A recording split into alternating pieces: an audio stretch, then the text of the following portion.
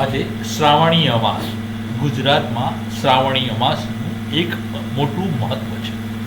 વિવિધ શિવાલયોની અંદર ભંડારા થઈ રહ્યા છે, વિવિધ ધાર્મિક સંસ્થાઓની અંદર પણ ભંડારા થઈ રહ્યા છે, તો કેટલાક ગામોની અંદર બ્રહ્મચોરાસી પણ આજે થઈ રહી છે.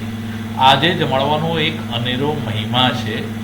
તો વાત કરવી છે અરવલ્લી જિલ્લાના બાયડ તાલુકાના સાઠંબા નગરની, જ્યાં પૌરાણિક નીલકંઠેશ્વર મહાદેવનું મંદિર આવેલું છે.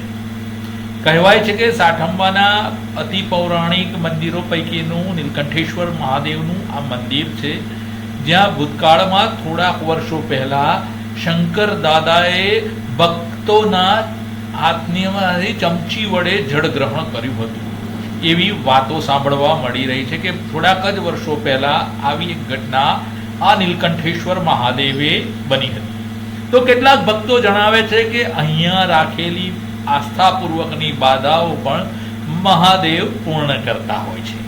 ત્યારે સાઠંબા નગરમાં આવેલા આ પૌરાણિક શ્રી નીલકંઠેશ્વર મહાદેવના પરિસરમાં દર વર્ષે જેમ આ વર્ષે પણ ભક્ત મંડળ દ્વારા બ્રહ્મભોજન અને ભંડારાનું આયોજન કરવામાં આવ્યું છે.